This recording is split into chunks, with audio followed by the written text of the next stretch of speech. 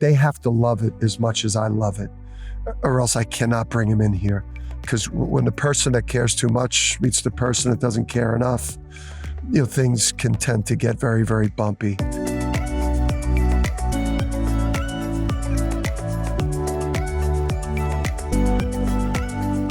Welcome to How Leaders Lead, where every week you get to listen in while I interview some of the very best leaders in the world. I break down the key learnings so that by the end of the episode, you'll have something simple you can apply as you develop into a better leader.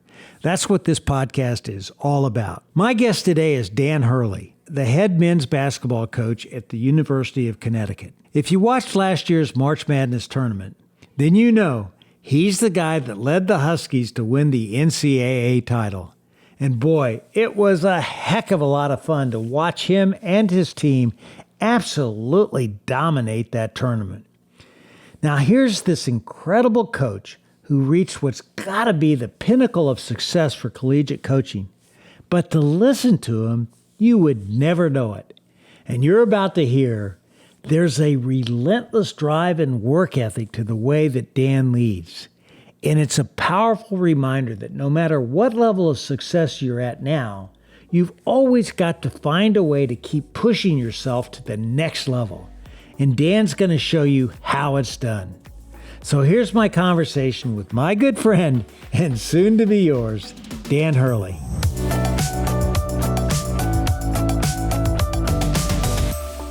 You led UConn, obviously, last year to the national championship. And I'm curious, and we always like to get a little bit of skitty on this show, but can you tell us a behind-the-scenes story from winning the title that most people haven't heard of? Maybe being at the White House, and maybe when the team leaves, you're with the president, you take a picture with the president, President Biden, which was, super cool. And then the team goes into another room, the media room, wherever they do their press conferences. And I had about 5 minutes by myself with Joe Biden. Me and him just kind of walked into that room, and then the ceremony started. So I had 5 minutes with Joe Biden by myself, and I didn't know what the hell to talk about. I'm a basketball coach. I just remember it being an awkward, long 5 minutes. I don't think he knew that much about basketball, and I know nothing about politics.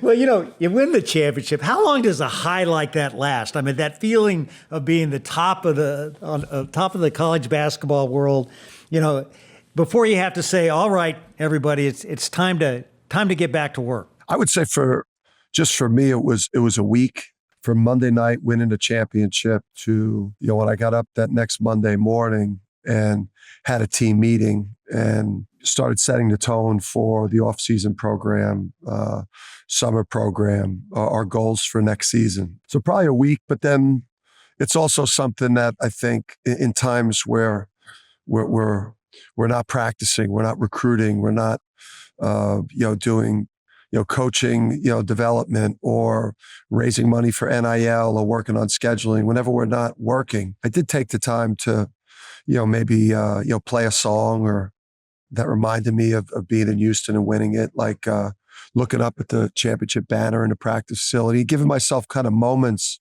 of appreciation in between working hard. 4 years ago, in my research, I saw that you had this viral moment telling the media, people better get us now. That's all. You better get us now. What's that statement say about your leadership style? When you're losing, it's bad. And I was in year 2 and there wasn't the huge difference in terms of the bottom line results, but there was a major improvement in terms of the quality of the organization, the talent on the court with the players, the coaching staff had improved. Our culture, in terms of how much we cared, was so much better. Our preparation and maturity, just everything about us, had changed except the results. But they were getting a lot narrower, and our talent level was increasing. So, we took a tough loss on the road. And I knew that we were getting closer, and I knew I had the people on board, and it was just a matter of time in terms of just maturing as an organization and learning how to win. So I threw that one out there, mostly to galvanize the fan base. Because, you win the national championship, the most in the last 25 years of any program in the country. The fans start getting restless. So I threw that out there, but I also believed it. It's interesting. Deion Sanders, Coach Prime, he said the same thing after Oregon just kicked their butt. He says, "You better get us now." What do you think of his coaching style and what you've observed with what he's done at Colorado? Yeah, you see, somebody there who brings, a couple things. I think his incredible amount of confidence and swagger, which this is all about performance under pressure. So a coach that could provide his group with confidence and swagger going into the most pressure-packed moments of their life, obviously incredible value, from that standpoint. And I love his honesty. I think the best thing that you could do for someone that you're coaching or someone that you're developing is be honest with them about, what they're good at and where they need to get better, where they're hurting themselves and holding themselves back. So that's what I love about Prime. Well, unlike Colorado, which has really struggled in football, you're at UConn, and as you mentioned, you are an elite, if not the most elite, college basketball program in the country. Not to mention the fact you're defending champs. There's got to be a gigantic spotlight on you right now. I know there is. I mean, how do you handle that kind of pressure? Yeah, playing or coaching basketball at UConn. It's the basketball capital of the world. The women's program with 11 national championships, and Gino Auriemma, one of the legendary coaches. And I replaced, one coach down the line, but I replaced Jim Calhoun, another Mount Rushmore of greatest college coaches of all time. When this job became available to me, I'm a very driven person. I was coaching at the University of Rhode Island. I wanted to get myself to a program where I had all of the resources available, to me to develop and compete at an elite level and prove myself to be an elite coach. UConn is in Storrs, Connecticut. There's not a whole lot here besides a world-class university, an incredible love for basketball, and an ability to really focus because Storrs is not South Beach. So it's the perfect place to develop young people, help them develop and acquire new skills quickly, put together a culture that's based around constant improvement, and build an incredible bond amongst the team. This is a tough job, though. You got to be a certain type of coach to coach here because you're going to be held against the absolute highest standards. It's like championships or bust. Not everyone's meant to coach or work in an environment like that. And I think they earmarked me as being a tough kid from Jersey that comes from a very competitive family, that he would have the type of thick skin to not only survive here, but thrive. It's interesting. I couldn't help but looking at what you have on your office walls, and you've got that famous Teddy Roosevelt quote, "The man in the arena."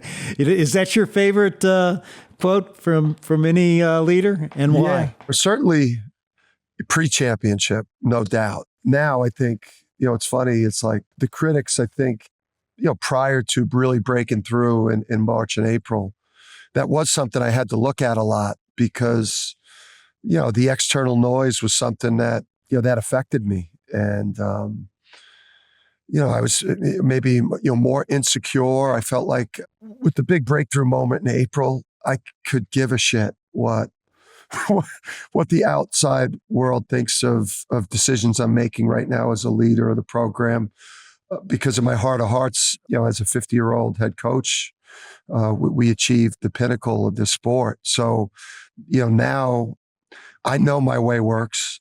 We feel like we got the formula and the blueprint, and we have insane work ethic and drive. So I feel like that thing that Teddy Roosevelt helped me for a long time, and now maybe it helps me less because I don't even think about the critics.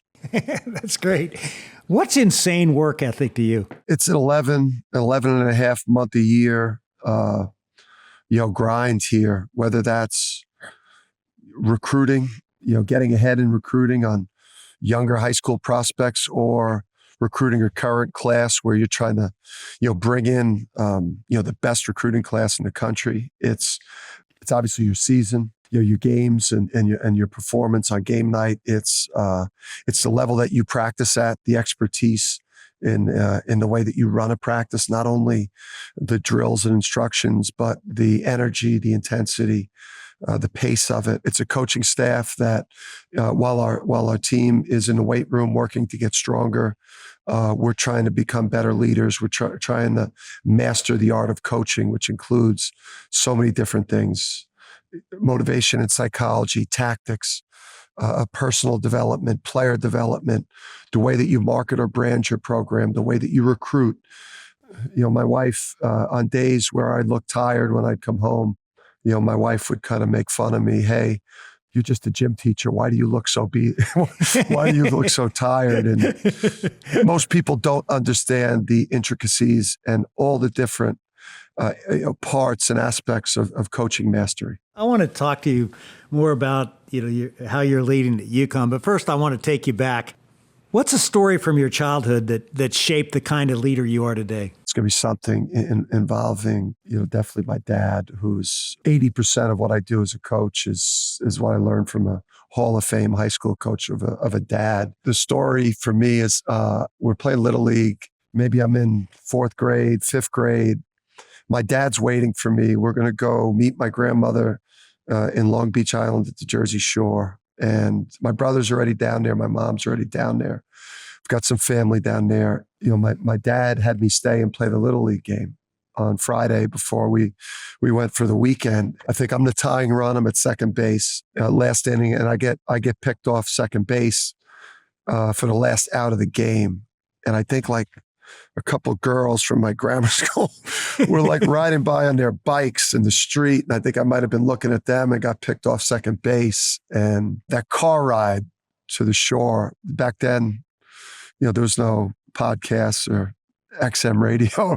So and there were no cell phones to distract you. So that was like 3 hours of incredible uncomfortableness on the Jersey Turnpike. And just never letting down your guard in preparation, in competition, just, always being ready and in sports. Your dad is, he is a Hall of Famer and an amazing record, 26 state championships, I think, in a high school. What would be the single most important thing he taught you about leadership? He had all these kind of woodenisms, right? And he'd use them in practice, and then he would always, make the larger life lesson for the boys, right? So it was use the backboard or dunk the ball, right? No stylistic finger roll in front of the rim. Use the glass or dunk the ball. Be about substance over style. 2 hands on everything. So pass the ball, catch the ball, rebound the ball, right? Don't take anything for granted in life. Be quick, don't hurry, right? All these woodenisms, I think he would always take back to larger life aspects. I understand you were quite the basketball player yourself. You went to Seton Hall. You played for PJ Carlesimo. How did that experience shape the person and the coach that you've become? Yeah, I think for me, Dave, I blew it at the college level as a player. It haunts me from time to time. As a high school player, I was a top flight prospect. I was a really talented player that didn't apply himself in every way at the college level and did not play up to my abilities. I let my college teammates down. I let my organization down. I let the coaching staff that invested in me down as a player. I think about that a lot because I'm involved in basketball. So right. It's, I'm not a lawyer. That part of my life is closed. So I think now though, Dave, I overpour into my coaching. It's like I know I could have did more. And now I'm going to make up for it in my career as a coach in terms of just pouring everything that I have into that. I give all of my energy into this my leadership, my coaching, UConn basketball, and into my family. And then I don't have a whole lot of time for much else. Dan, when did you have that light bulb moment where you said, I want to be a coach? Oof, I would probably say Allen Iverson. He scored 39 on me. Maybe my senior year, I think I got off to a good start, averaging like 15, maybe 16 points a game, which in the Big East back then, that was right in line with somebody that, was a potential NBA player. And then I remember he dropped 39 on me, and it was not much I could do. But then I also knew I would be a coach when I got to college, and I was finishing my college coaches' their sentences in practice when they were instructing us. Would you get coached at the level that my dad did with me and my brother, not only as children, but eventually as players for him? It's the family business. If you were going to break down your coaching philosophy into its simplest form, what would it be? Really, it's all about development. Better people, smarter people are going to make better decisions. Basketball, it's like all about making quick decisions. And do I shoot? Do I pass? Do I cut? Do I switch on the? It's all these quick decisions that require high levels of skill. So, skill and personal and developing, sharper, clearer thinkers. Hey everyone, it's Kula, and if you are looking for a resource to help you level up as a leader, go and get our weekly Leadership Digest. It's our roundup of leadership resources that we deliver straight to your inbox every Friday morning. It's totally free, and there are thousands of leaders who are using this resource to stay sharp in their role as a leader. So go to howleaderslead.com/digest, grab this free weekly newsletter, go to howleaderslead.com/digest and get it today. What's a one-on-one coaching session with you like? When you take one player aside and you work with them for a specific amount of time, what's it like? What do you try to do?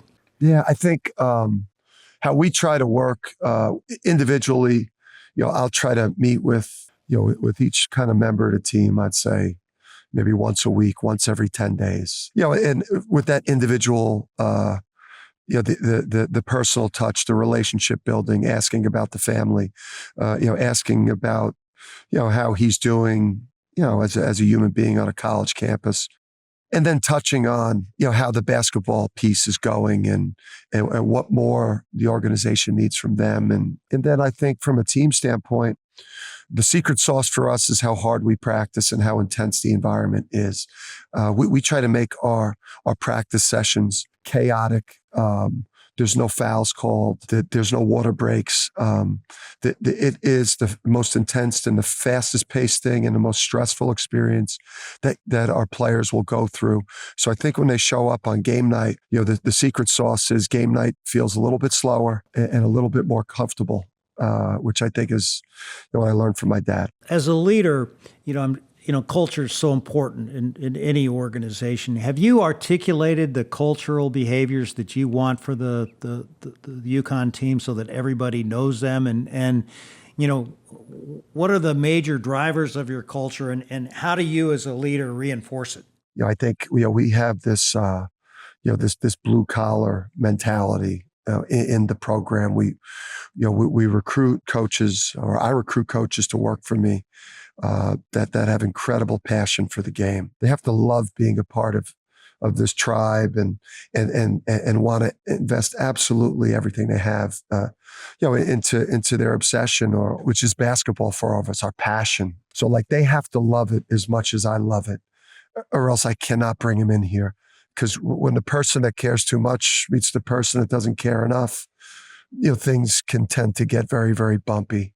So we're based on just the work ethic has got to be there. It's got to meet mine. I mean, I don't have a lot of hobbies. I don't have a lot of balance. It's I love basketball. I love my, in a good way, I love the cult that I'm a part of.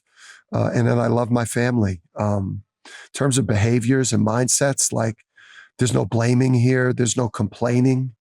There's no suggesting. That's our mindset. In a way, we want to be able to, have the best athletes in college basketball, that can execute at the precision of of a Navy SEAL team. That's interesting. One of the things that you said was no suggesting. What goes into that thinking, Dan? Yeah, I mean, most of these guys aren't that good yet. If I was an NBA coach and, I was coaching maybe a veteran player in his 5th or 6th year in the NBA that had won a lot and had accomplished everything and played the right way and was all about winning, not a stats guy, but an actual winning player. Yeah, I would definitely be interested in, hey, what did you see? But most of the players I'm coaching, they're just not at that point. And maybe they were maybe the first time that they've ever been told no, or you're wrong, or the first time that they've really been coached hard is when they get to me. Because most of their high school coaches, most of their AAU coaches are afraid that they're going to transfer out of their schools, so they're afraid to coach them. Or their parents are just acting like fans instead of parents. So for me, a big part of my job is to push them to points that they can't get themselves.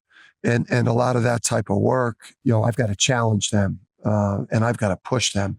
And but they know I love them. I invest the time in them. So they let me do my job. You're a passionate guy, and you said you love your players.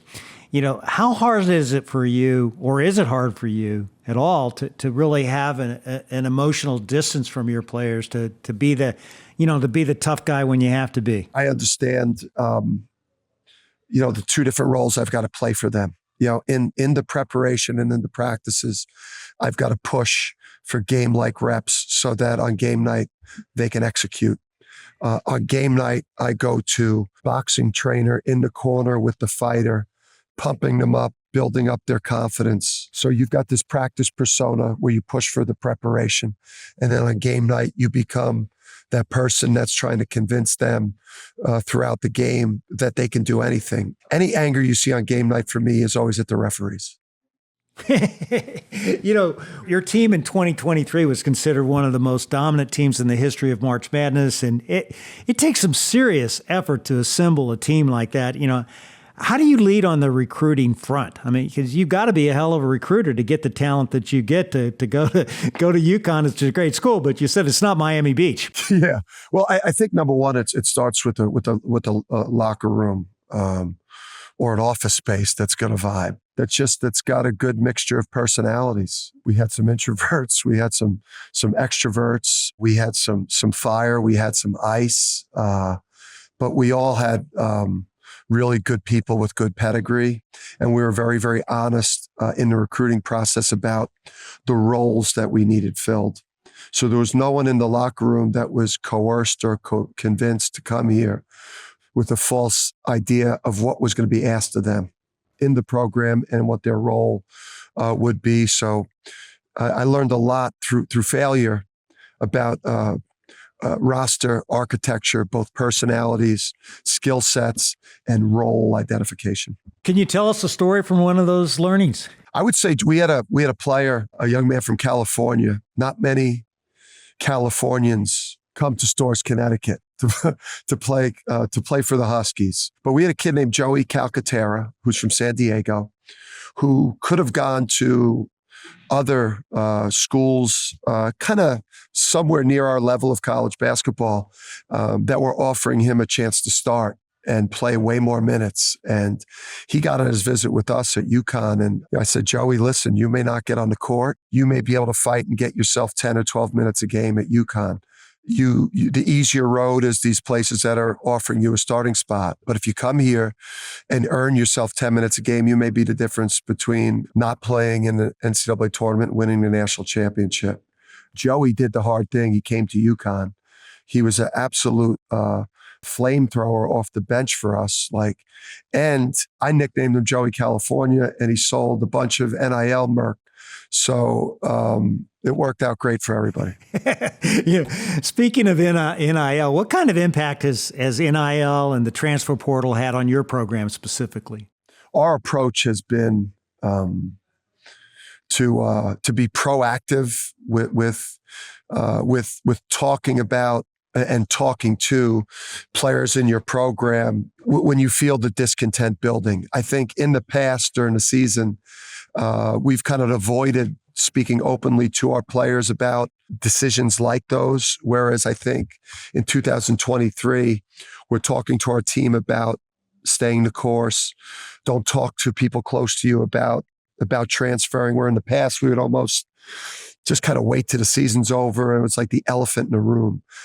NIL, listen, I say to my players, I expect more from you guys than any college basketball players ever given, because you guys are getting things that college basketball players, some of the greatest who have ever played the sport, that have paved the road for you, barely got meal money. We'll be back with the rest of my conversation with Dan Hurley in just a moment. When you reach a major milestone of success, like winning the national championship in collegiate basketball, it can be easy to rest on your laurels. But the ability to fight complacency is a quality I see a lot in great leaders, including NFL Commissioner Roger Goodell. In our episode of How Leaders Lead, Roger talks about the importance of calling out that kind of complacency when you see it. One of the big challenges I had when I became commissioner is the league was so successful that when you start talking about, well, we should do this and we should do that, we should focus on this, a lot of people reacted as saying, why? We're already successful. And my answer to that is because we can get better. And it's sometimes harder to drive change in a successful organization for that reason, that people are somewhat resistant to change, and why take the risk? We're already at a great level. My view is the NFL has got so much more potential, and we can grasp that and we can achieve that if we continue to be smart about the decisions we make, we continue to act like we're number two, and continue to find new ways of doing things. Go back and listen to my entire conversation with Roger, episode 99, here on How Leaders Lead. I had a great opportunity to go to Encinitas, California. I spent like a morning with John Wooden. And, I remember him telling me that the first time he got an extra tall player, which is how he described his 7-footer. He said he'd never coached him before. So he went and met with all these coaches and players who were 7 foot tall or had coached people. How do you sharpen your axe? I mean, how do you go about getting better and better each year as a coach? For me, it's film study. It's it's being real structured, I think, with your schedule. I think in the morning for me, it's like from 6 to 8 o'clock. I think it's like it's exercise, it's spiritual, it's mindfulness, it's getting myself kind of primed for the day. And I get into the office and I spend my first couple hours just studying offense, studying defense, watching the NBA, watching European professional basketball, watching Division III women's team in Wisconsin, looking for a zone play versus an out under defense. I think it's just putting in the time, trying to study and learn. You've talked about your assistant coaches, and I know one of your goals is to help them all become head coaches.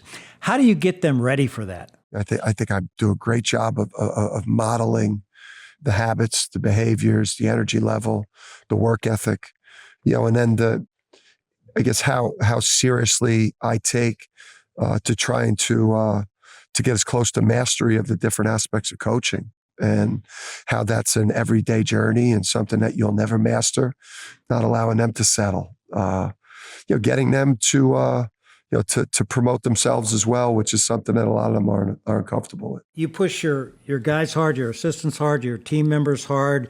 I've also heard you talk a little bit about your approach when the lights are on. I mean, what's different on game day for you? I mean, it's torture when you wake up. A good part of the season, Dave, it fluctuates between some level of suffering and different levels of relief, with some joy mixed in there after a huge road win or what have you. So it fluctuates between suffering and relief, and until you get to March.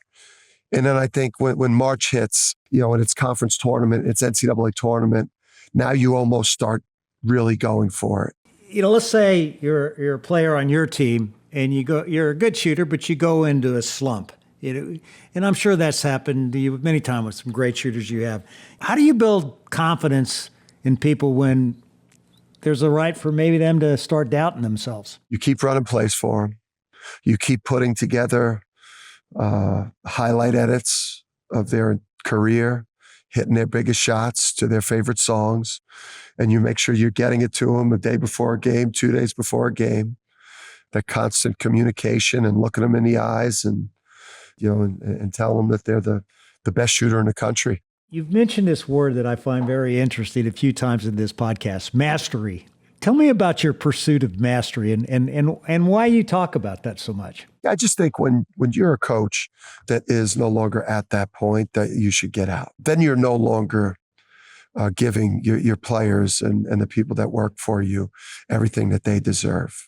So if every single day on this job, if you're not pushing yourself to learn better ways of recruiting presentations, or branding your program, or your recruiting pitch, or your tactics versus man defense, or a new drill that you could develop so that you could develop better passers, and the psychology of leadership, and like once those things don't excite you and have you almost feeling insecure or not measuring up, like once you're not fearful that you're not good enough as a coach anymore, I think it's time to get out. Dan, this has been so much fun, and I want to have a little bit more with you here before I let you go. I have a lightning round of questions. Are you ready for this? I'm ready. All right. What's one word others would use to best describe you? Complex. What would you say is the one word that best describes you? Complex. Who would play you in a movie? I was told years ago Billy Bob Thornton, but that's because I curse a lot, and the bad Santa Billy Bob. If you could be one person for a day besides yourself, who would it be? Jose Mourinho. As a coach, what's your biggest pet peeve? Breaking game day superstitions. Your number one game day superstition? It all starts with the underwear. Dragons, wolves, or sharks. What's the first word or phrase that comes to mind when I say George Brett? Idle. How about when I say Jersey City? Dogs. What's something about being a coach most people will never appreciate? The responsibility. Who's your go-to Peloton instructor? Jess King. John Wooden. The GOAT. Bob Knight. Mount Rushmore goats. Dean Smith. Mount Rushmore goats.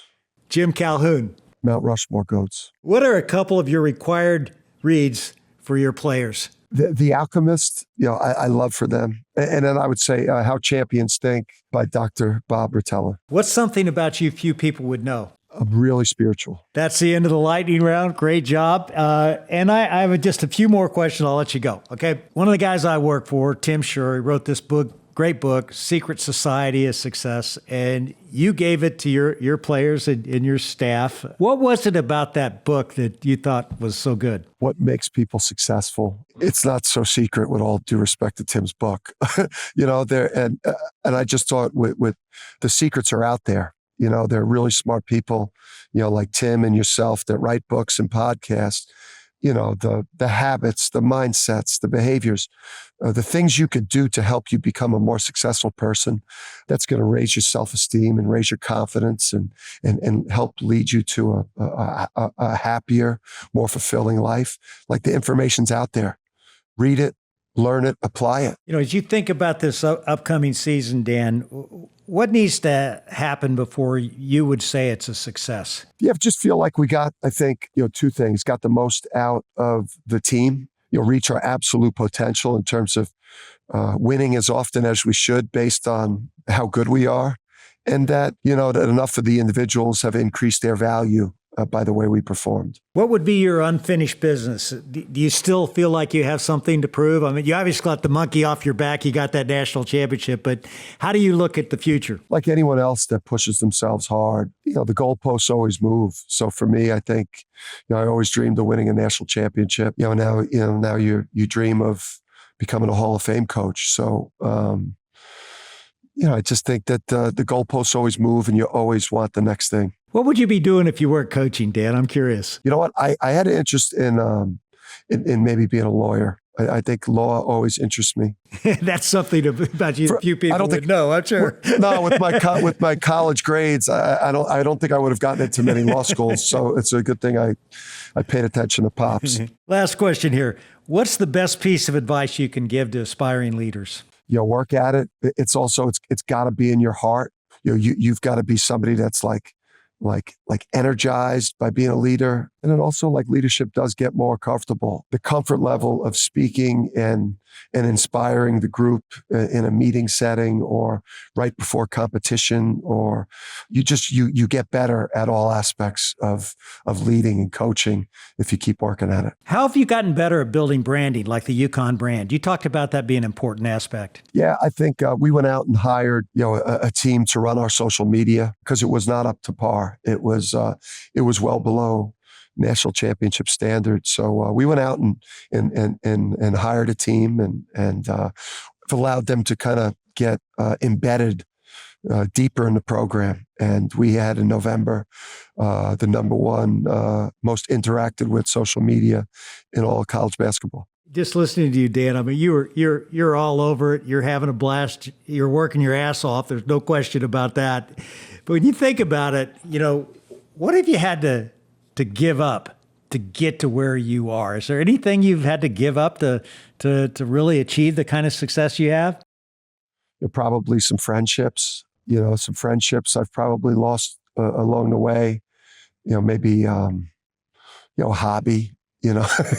Maybe like a golf or some type of hobby that I guess people like. But the two things that I give all my time to or two things that I love so incredibly, which is I love basketball and I love the cult that I'm a part of at UConn and my wife Andrea and my kids. Like that's where I want all my time to go, and my family. Dan, I can't thank you enough for taking the time to be on this podcast and sharing your insights.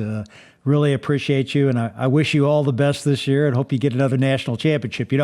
I've been a UConn fan for quite a while. I lived in Wilton, Connecticut, so I got a little bit when I was with Pepsi, so I got a little bit of heart for you guys, so keep it going. Yes, you know what the winters are like here.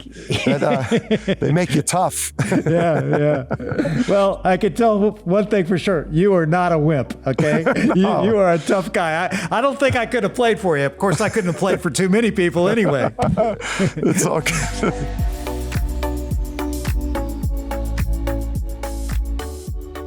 Well, no doubt about it. Dan Hurley is one passionate guy. It's great to see how his intensity and love for what he does shines through in every word he says. And that passion really drives him day in and day out. Sure, he basks in the glory of that NCAA championship, but only for a week. Then it was back to work, watching film, recruiting, and running those intense practices. And because he really models that passion and drive in his own life, he's able to get the same kind of intensity from his coaching staff and his players. They buy in and believe more because they can see that Dan walks the talk. He's always pushing himself to do better, to learn more, and Dan reminds us there's no substitute for that kind of work ethic. It's the hallmark of great leaders in every walk of life. No matter what the task is, they roll up their sleeves and dive in. They put in the hours to stay sharp. Sure, they celebrate their success, but then they look to that next big goal and start pushing themselves to reach it. Now, as you probably know, this is the point in the podcast where I offer a bit of coaching to help you apply this big idea to your week. I'm tempted to tell you to go out and just buy a pair of lucky underwear. It seems to be working great for Dan. But as fun as those game day superstitions are, you and I both know that his success has way more to do with his incredible work ethic and drive. So with that in mind, I want you to look at one place in your life that could use a little more of that kind of intensity. Ask yourself, where have you gotten a little complacent? And what would it look like to push yourself in that area? That relentless drive to stay sharp has served Dan well in his career. And I know it will be a difference maker for you too. So do you want to know how leaders lead? What we learned today is that great leaders keep pushing themselves. Thanks again for tuning in to another episode of How Leaders Lead, where every week you get to listen in while I interview some of the very best leaders in the world. I make it a point to give you something simple on each episode that you can apply to your business so that you will become the best leader that you can be.